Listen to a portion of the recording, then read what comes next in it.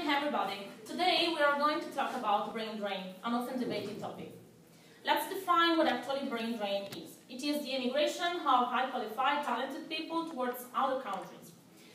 Many people claim that brain drain is a good chance for people to show their values and their knowledge in other countries because in their own one they are underestimated. On the other hand, other people don't agree because they consider it just as a loss for the country of highly qualified people. So, Alessandra, what's your position about this controversial matter?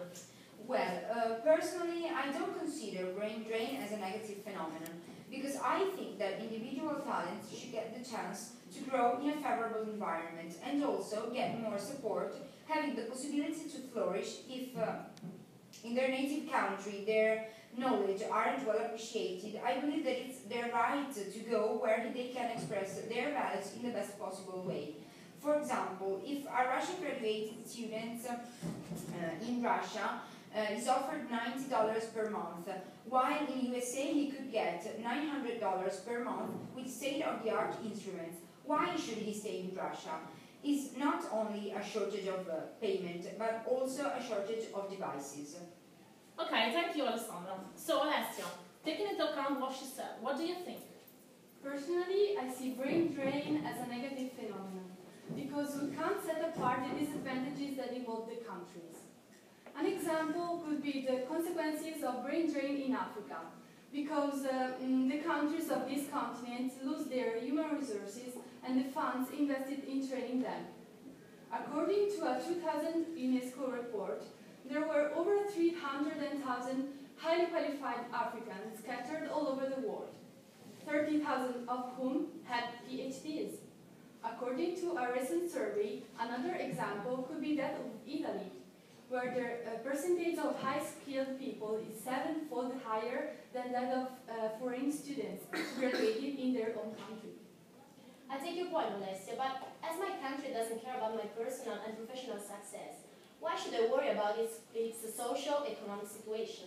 If countries would be really interested in keeping their own brains within their borders and in captivating new ones, they would actualize effective strategies in order to make it happen, such as investing in scientific research and university, public and private institutions collaboration, or measures that encourage students studying abroad as well as their coming back.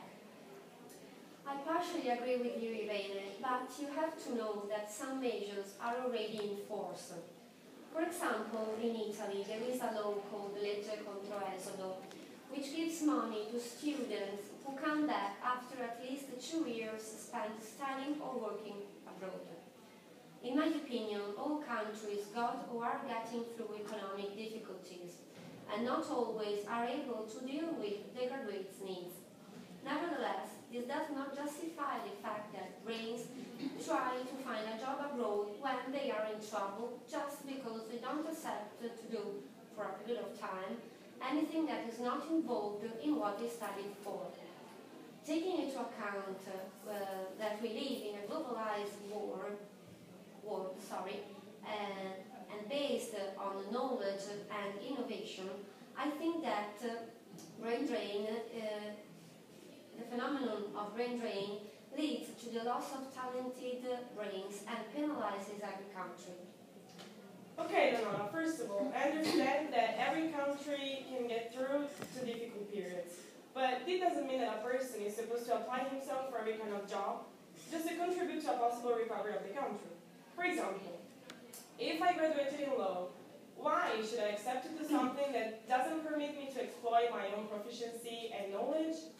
Secondly, as regards what you said at the beginning of your speech, I think it's pretty positive that there are regulations that incentivize the brains coming back. But in a country famous for the lack of meritocracy and the excess of intersections, what are these laws for? Okay, we've seen the positive aspects of the brain drain phenomenon and the negative ones. We've heard some keywords such as loss of brains, personal fulfillment, patriotic feeling, and meritocracy. Those who are in favor of brain drain use as the basis for their arguments the idea of people as individuals who have the right and the freedom to choose the location where to live and where to work. Whereas those who are against the brain drain see people as part of a society, of the nation where they live. They have the responsibility towards the economic and the scientific development of their country.